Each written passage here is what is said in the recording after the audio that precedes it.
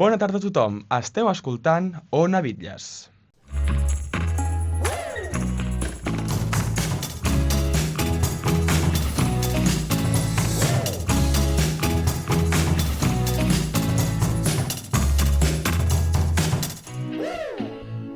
Benvinguts i benvingudes a Tota Ona, on els convidats són els nostres protagonistes. Què tal, Biel? Doncs molt bé, estic molt content, però em noto una mica raro. Sí, jo també. Fora de la nostra zona de confort. Sí, estem en un lloc bastant diferent, com poden veure els nostres oients. On estem, Biel? Doncs estem als estudis de Catalunya Ràdio d'aquí a Barcelona perquè hem vingut a entrevistar a un periodista molt important d'aquesta casa. Doncs sí, hem vingut a entrevistar el Jordi Costa, un periodista esportiu de Catalunya Ràdio, TV3, també participa a Esports 3 i en altres diaris on parla de la seva especialitat, que és l'esport. Exacte. Un periodista molt complet, que ara li farem les preguntes, jo crec que molt ben acertades, a veure què ens respon. I res més, comencem amb l'entrevista, no? Comencem amb el programa. Som-hi! Hola Jordi, què tal? Com estàs? Hola, molt bé. I vosaltres? Pues Molt bé. Mira, aquí nerviosos una mica, no? Sí, aviam què tal va el programa. Però Sempre des molt del bé. nostre estudi, doncs mira, avui hem sortit una mica. Sempre va bé sortir Sí. d'excursió. Sí. No, doncs, aquesta entrevista l'hem preparat per fer-la cronològicament i volem començar per als teus inicis. I et volíem preguntar què va fer que tu volguessis estudiar periodisme. És que gairebé des de que recordo que jo volia ser periodista esportiu.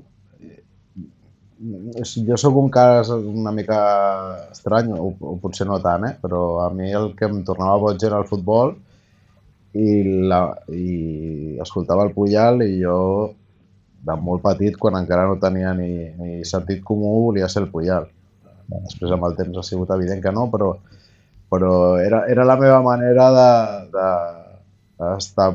Vaja, jo jugava a futbol i tenia fregits als amics perquè jo jugava narrant el partit.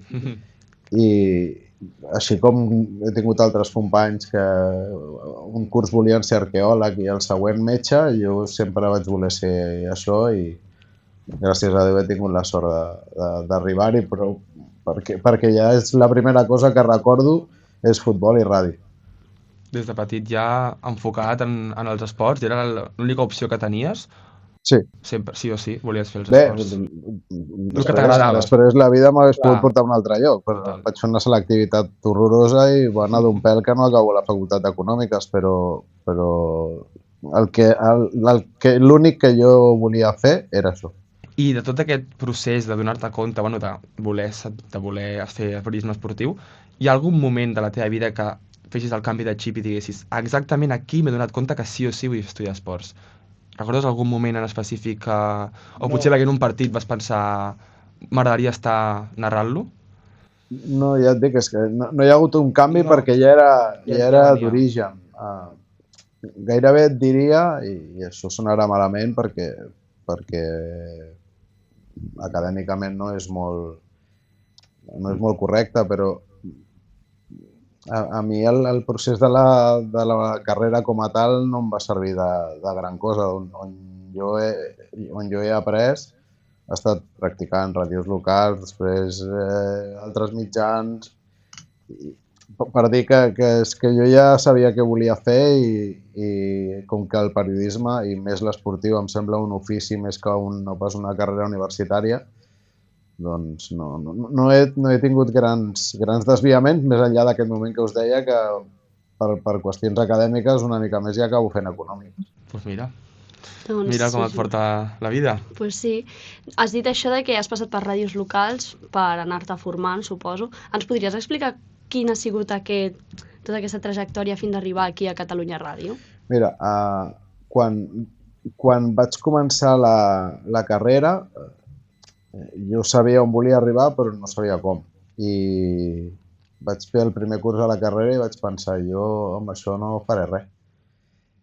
I a través d'un company de classe, hòstia, a Ràdio Gràcia fem uns carrusels al cap de setmana de futbol molt xulos i vaig interessar, em vaig oferir i vaig començar a fer, crec que els primers partits eren el Vallcarca, equips del districte de segona i tercera regional.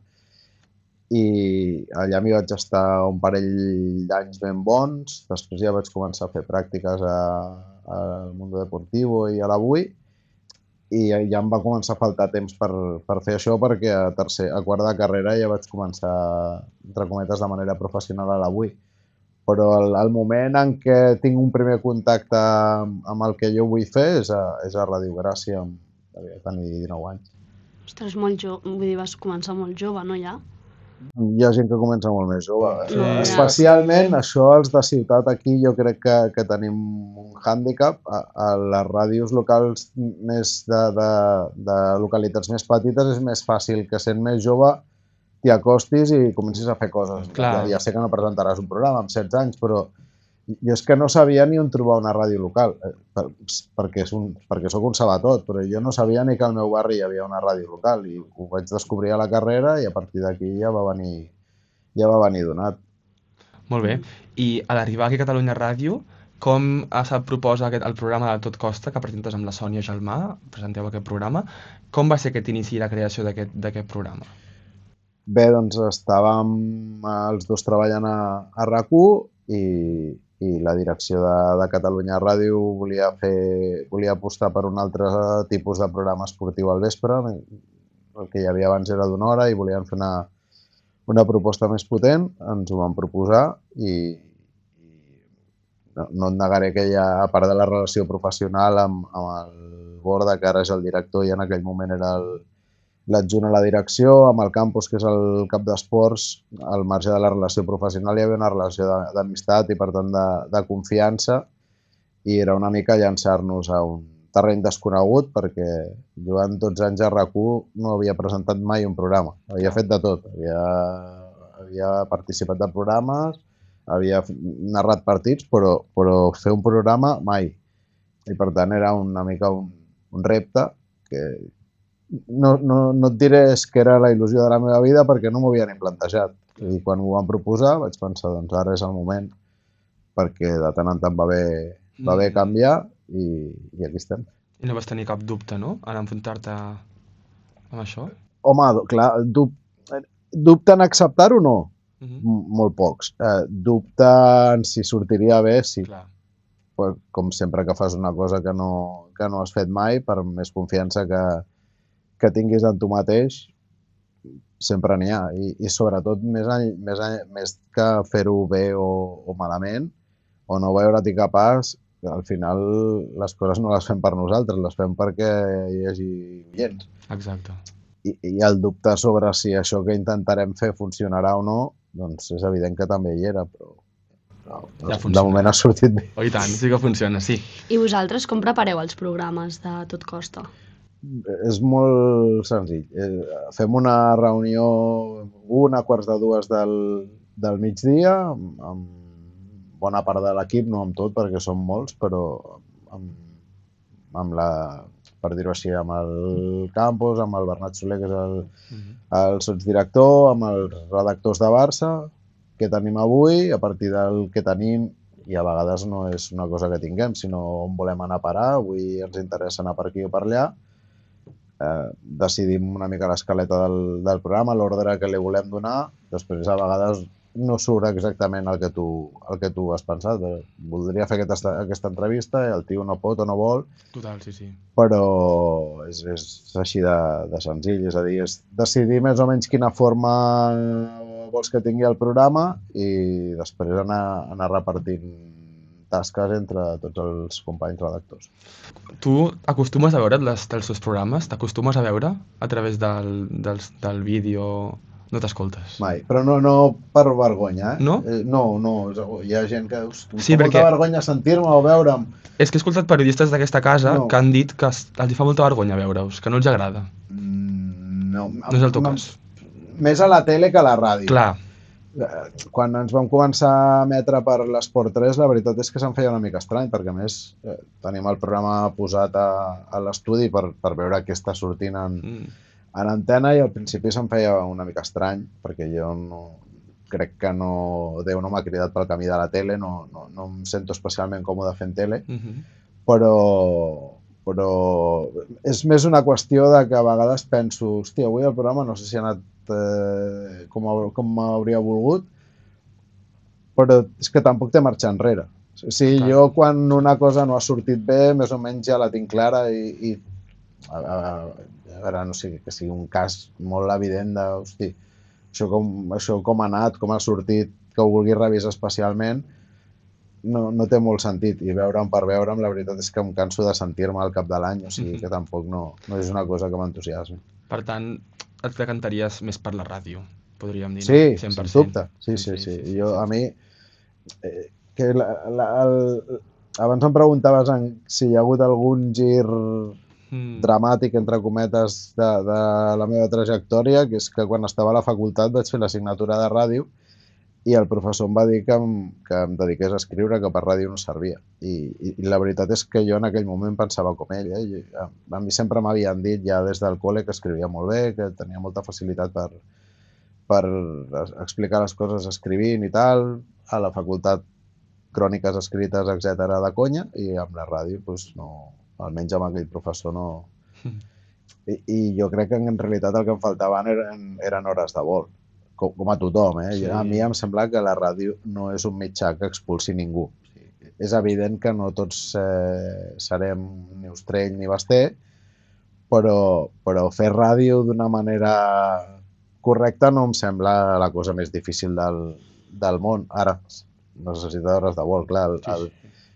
El que sí que m'ha passat a vegades és escoltar-me amb coses que feia quan vaig començar Ona Catalana el 2000 i posar-me les mans al cap entre la veueta de nen petit i la falta d'ofici, doncs això sí que hi ha diferència, però vaja, per la resta, un cop ja vaig passar per l'Avui i el 2000 em van trucar d'Ona Catalana, que era una ràdio que començava, que obria d'alguna manera abast nacional, i em van cridar i vaig pensar, hòstia, ara és la meva. Tinc 23 anys, crec que tenia, m'hi llanço, si surt bé, collonut, i si no, ja ho sabré.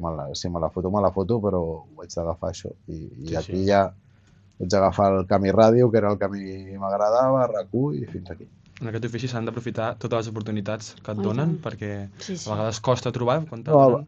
És que moltes vegades, jo m'hi considero un exemple, has de tenir, i has de posar hores, però has de tenir sort. Hi ha gent infinitament millor que jo que no ha tingut la sort d'estar en el lloc oportú en el moment que tocava, i gent que ara fa altres coses, perquè la vida és així, necessites un punt de sort en totes les coses, i jo crec que en aquesta professió també. I jo l'he tinguda. Per això dic que no és que hagis d'agafar les oportunitats, és que hi ha gent que ni n'arriba a tenir, perquè no és fàcil. Hi ha pocs espais, per dir-ho així, a tothom li toca ser en aquell moment. Vaja, jo en aquest aspecte he tingut tota la sort del món i una mica més. Sí. I tu, com a periodista esportiu, què és el que tu trobes que són els requisits que ha de tenir un bon periodista per ser un bon periodista esportiu? A veure, és que jo crec que un periodista esportiu no és diferent d'un periodista... El periodista, per mi, el primer que ha de tenir és curiositat per saber coses, després tenir talent per saber trobar respostes a les coses que es pregunta, i poca cosa més. El que passa és que en el moment actual, i jo trobo que és el meu cas, per mi un periodista és un tio que és capaç d'aixecar notícies perquè té capacitat per trobar fonts, etc. D'això n'hi ha poquíssims. I després hi ha gent que ens posen l'etiqueta de periodistes però que en realitat són més aviat comunicadors. Jo em considero més aviat un comunicador que un periodista. Jo no sóc un tio que tingui capacitat per dir ara hi ha un Cristo econòmic al Barça, com sí que fan altres companys. Per mi aquesta és una diferència. A tots ens posen com a periodistes, però per mi una cosa és ser periodista, com jo entenc, de raça, periodista, reporter, gent capaç d'explicar històries que no se saben o que no volen que se sàpiguen, i per mi això té un gran mèrit, n'hi ha molt pocs que siguin bons en això, i després la resta jo crec que són comunicadors amb més o menys gràcia. Exacte. I parlant d'aquests periodistes que parlaves, creus que molts periodistes, especialment esportius, diuen la informació influenciadament de l'equip que siguin? És que ara això gairebé que es premia. I jo tinc la sensació que la gent vol que el que li parla, parlant en el nostre cas, nosaltres no només hem de ser del Barça, a mi no em fa cap vergonya dir que soc del Barça, és més, considero que és una mena de pacte amb el meu oient. El meu oient, tant el que és del Barça, com el que és de l'Espanyol, com el que és del Girona, com el que és del Joventut, ja sap que jo sóc del Barça, perquè jo no me n'amago. Una altra cosa és que jo no sigui honest amb el que passa, és a dir, si juguen l'Espanyol i el Barça i l'Espanyol juga millor que el Barça, com va passar en l'últim derbi, la meva feina és explicar-ho i és el que intento fer. Jo crec que hem anat, amb aquesta diferència que et deia entre periodista i comunicador, i gairebé hi ha una tercera categoria que seria showmans, parlarem de showmans. Que vaja, sembla que no satisfàs a la parròquia si no vas amb una bufanda, i jo això, soc del Barça des que vaig néixer i crec que m'hi moriré, però jo quan estic treballant, abans soc treballador, abans soc periodista que aficionat del Barça, és a dir, si ens movem molt pel feedback de les xarxes socials. Oh, hòstia, com no dieu que això és penal i com no dieu que el Madrid i no sé... Bueno, ja, però és que jo estic treballant. Clar. Tu estàs fent d'aficionat, que em sembla collonut, que en part és part del nostre públic, però la meva feina no és dir-te a tu que el Barça li xiulen tots els penals en contra i el Madrid tots a favor. Quan passa, passa, però quan no és, no és. És un exemple, però que vull dir que jo pel retorn que tinc de xarxes estic segur que molts oients que no diuen res estan encantats amb que intentem ser honestos i rigorosos, però també n'hi ha molts que es queixen que no som prou hooligans del Barça, i a mi és una cosa que a mi em sap greu, perquè a mi quan no estic fent el programa i sóc oient de ràdio, a mi m'agrada que m'expliquin les coses com són, no com m'agradaria sentir-les. Totalment. S'ha de diferenciar els programes que sí que van per l'espectacle i programes que es dediquen a informar objectivament sobre el que passa al camp. Sí. No, i també volíem aprofitar aquesta entrevista per fer-te preguntes una miqueta més específiques i més curioses sobre el món de l'esport. I una d'elles és que a tu què agradaria que passés en el món esportiu per tu explicar-ho? És a dir, potser que guanyés l'equip que més t'agrada una Champions, una Lliga, què és el que més t'agradaria? Bueno, Champions del Barça, per sort, ja n'he vist unes quantes. Jo crec que ara el que em falta per veure és una final de Champions Barça-Madrid. Això no estic segur que ho aguantéssim cardiològicament parlant, però professionalment jo crec que és una cosa que començo a tenir ganes que passi, perquè ja fins i tot estadísticament és estrany que no hagi passat ja, amb la quantitat d'anys tots dos equips jugant-la. Tard o d'hora passarà. Més enllà d'això, ara la veritat és que no... Soc un tio amb molt poca imaginació i tampoc et sabria dir. Com veus el Barça per aquesta Champions? Perquè ahir van fer un partit bo. Sí, el que passa és que entenc que després d'un 7-2 és impossible trobar-li arestes a l'equip, però a mi em sembla que en té. La primera part, així com la segona, és una primera part que et valida perquè tothom et consideri aspirant a tot, al nivell d'altres equips. La primera per mi no. I els partits no duren 45 minuts, duren 90, i amb 45 contra determinats equips que no siguin el Newcastle t'hi pots deixar la vida. Vaja. Ja et va passar la Copa contra l'Atlètic de Madrid. Va sortir empanat allà 45 minuts i adeu eliminatòria. Això que la tornada vas fer un partidàs, però... Clar, això...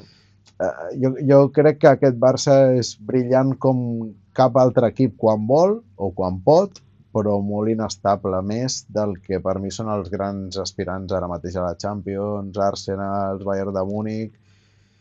No sé si te'n posaria el PSG, no sé si te'n posaria... Per mi aquests són els tres grans favorits per guanyar la Champions, i tinc la sensació que el Barça és tant o més brillant que aquests equips, però menys estable. I tu creus que els esportistes avui en dia són massa prudents a les entrevistes? Bueno, segurament més que anys enrere, però molts anys enrere, ja fa bastant temps que com més mitjans hi ha, jo crec, i més repercussió tenen, especialment els que juguen en grans equips. El Barça i el Madrid saben que dir segons què, de segons qui, a vegades es pot portar problemes, i ara estem en un estadi encara més avançat, que és que abans si deies alguna cosa altisonant sortia als mitjans de comunicació, però és que ara corre per xarxes, és a dir, si dius segons què, que a més ara també estem en la dictadura del políticament correcte, si dius segons què que se surti una mica dels cànons, en 20 minuts et poden haver trinxat a les xarxes, i jo comprenc, a mi jo agraeixo que els protagonistes, els esportistes diguin el que pensen, però també entenc que vaja, jo recordo sempre a Puyol que deia, és que jo com menys coses digui en una entrevista millor, no m'agrada fer entrevistes, i quan les faig, per mi l'objectiu és no donar-vos cap titular, perquè si us dono un titular tinc un problema amb l'entrenador, amb els companys, amb el president, per tant, i és una pena, però els puc arribar a entendre. Clar, i amb els jugadors joves també passa que tenen molta pressió mediàtica. Encara també. més. Això, clar, jo a vegades penso, flipem que Lamine, Cubarsí, tots aquests nanos que tenen 18 anys acabats de fer, facin el que fan al camp, però a mi encara em flipa més, evidentment tenen discurs de nanos de 18 anys, però encara em flipa més que siguin capaços de posar-se davant de micròfons i no equivocar-se. El Barça això ho treballa, la Masia, no diré que sigui una prioritat, la prioritat és que aprenguin a jugar a futbol, però a la Masia intenten fer-los d'alguna manera una tutoria de com atendre els mitjans de comunicació, i bueno, es nota que van a no complicar-se la vida, que són formalment correctes, però ja és molt. I fins fa...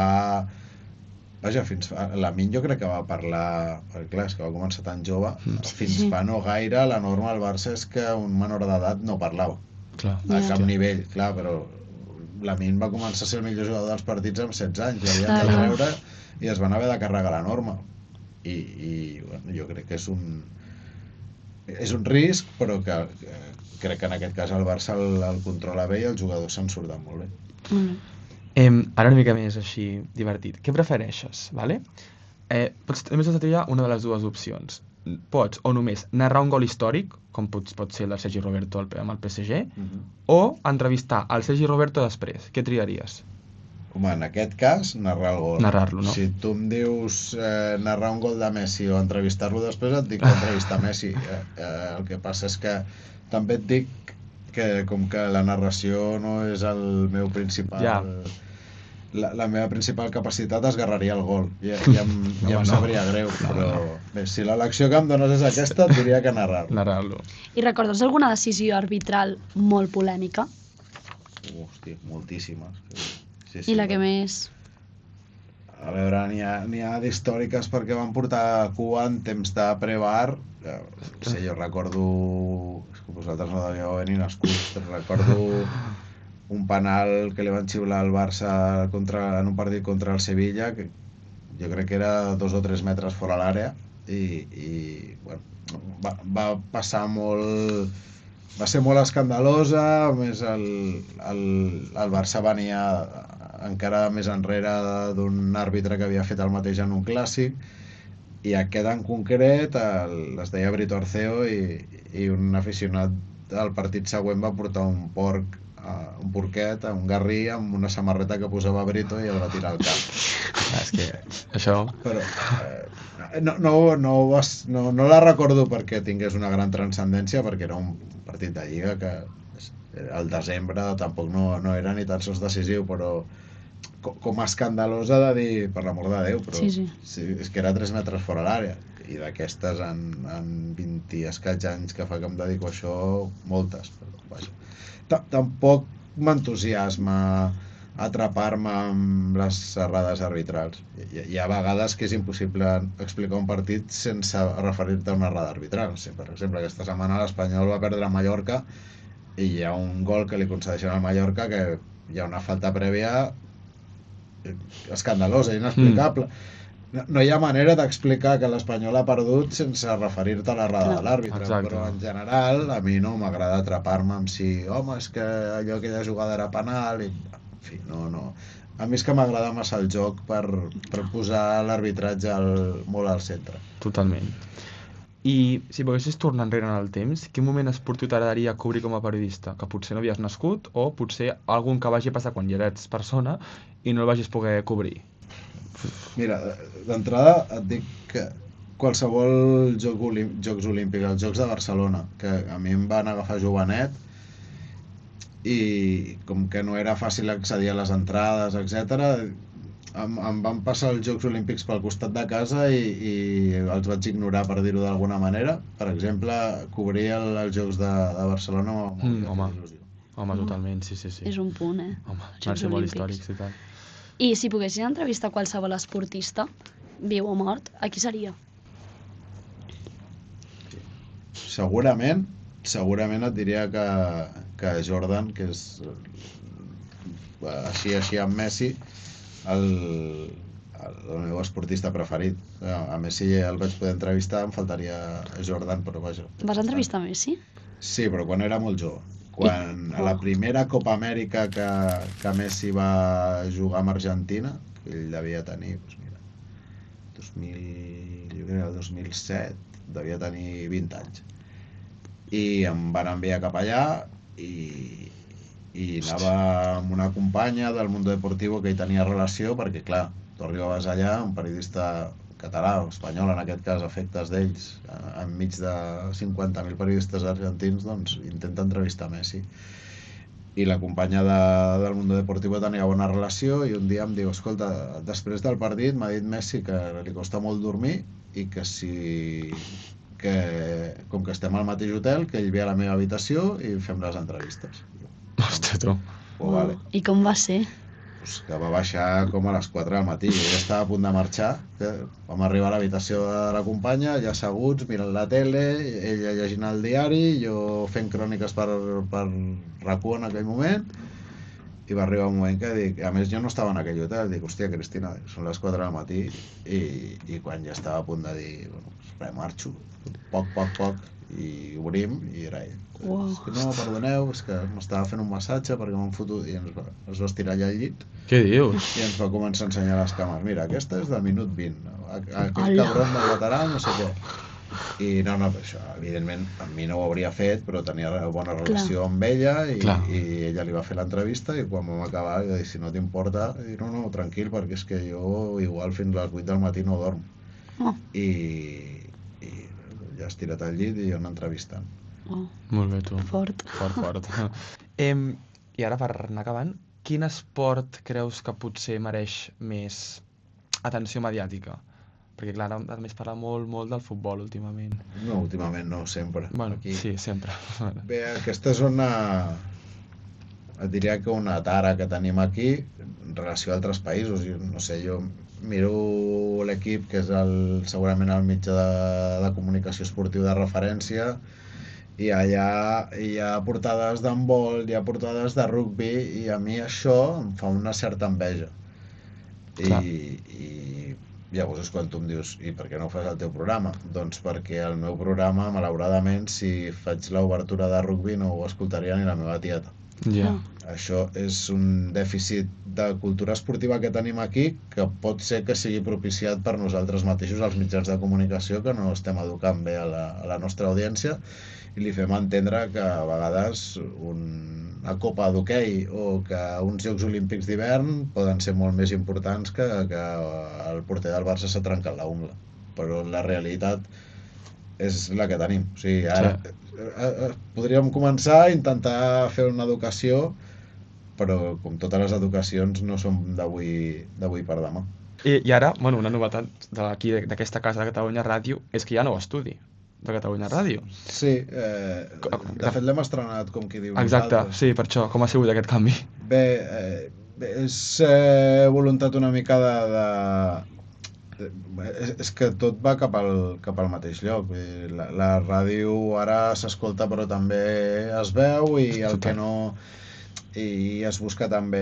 Ja no només en el nostre cas ha vingut molt natural perquè com que ens realitzen per l'Esport 3, doncs anar a un lloc, a un estudi que té vocació de plató sense ser-ho, és un estudi de ràdio però perquè m'entengueu maquejat com un plató de tele, doncs ha sigut una solució natural, però aquí entenc que s'hi faran altres productes de la casa, podcast, com per exemple el Barça Reservat, que té imatge, el pots sentir un podcast només d'àudio, però també té imatge. M'imagino que tot aquest tipus de productes tendiran a anar cap aquí, i clar, fins ara només teníem un estudi amb capacitat per fer això, i ara en tindrem un altre.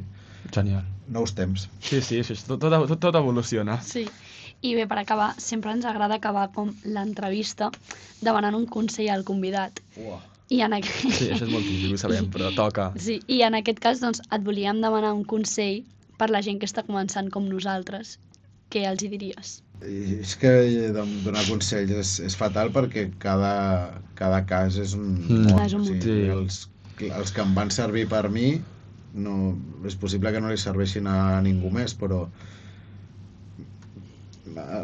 lligant-ho amb el que us deia abans de ser al lloc correcte en el moment precís, és no dir que no a res. És a dir, jo me'n recordo que quan me n'anava a fer partits del Vallcarca el diumenge a les 10 del matí, els meus companys o els meus amics havien sortit de festes em fotien. Hòstia, però tio, ara en sèrio que Sí.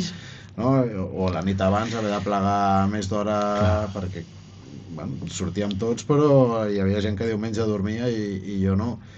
I jo no vaig dir que no mai a res del que em proposaven, primer perquè m'agradava i segon perquè considerava que havia d'aprendre i que si em començava a saltar coses d'aquestes això sí que estava perdent oportunitats per aprendre.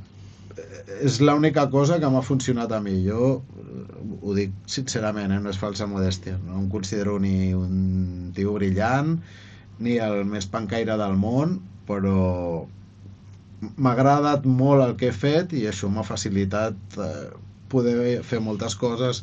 Hi havia moments que estava compaginant el carrusel de Radio Gràcia amb les pràctiques a Mundo Deportivo, després ho vaig encavalcar amb pràctiques a la BUI, amb la carrera a la facultat i el que menys m'agradava amb molta diferència era la carrera. Però per tot l'altre, a vegades estava al Mundo Deportivo i el cap em deia hòstia, ara hem de fer un suplement, podries venir dimecres al matí?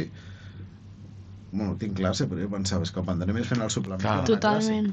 Més pràctica categoria, no? Jo això ara no sé si val, perquè clar, d'això fa 30 anys i jo ara veig per aquí que passen estudiants en pràctiques, alguns que els veig molt capaços, però la realitat és que el mercat s'ha reduït, hi ha més gent que vol fer...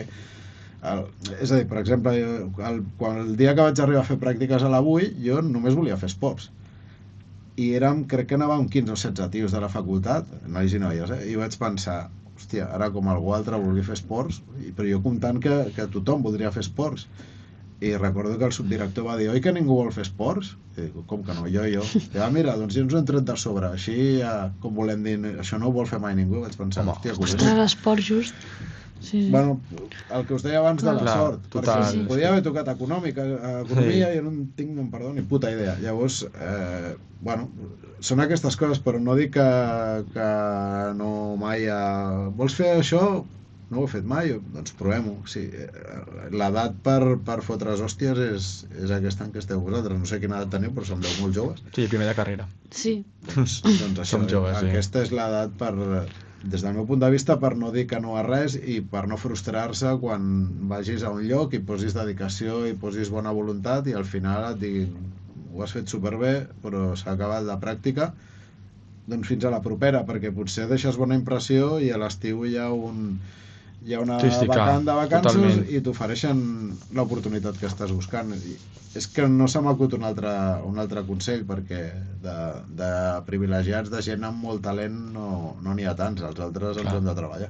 Molt ben dit. Doncs sí. Doncs moltes gràcies, Jordi, per haver-nos ofert aquesta entrevista, però no marxis perquè encara queda una última secció Exacte. A Tota Ona, que és l'expressió de la setmana, que de què es tracta això, Biel? Exacte, el nostre podcast A Tota Ona tenim a cada programa una secció que el que volem fer és promoure l'ús del català i intentem dir expressions que potser ja no s'utilitzen o ja no són tan comunes amb els joves o en els mons que vivim.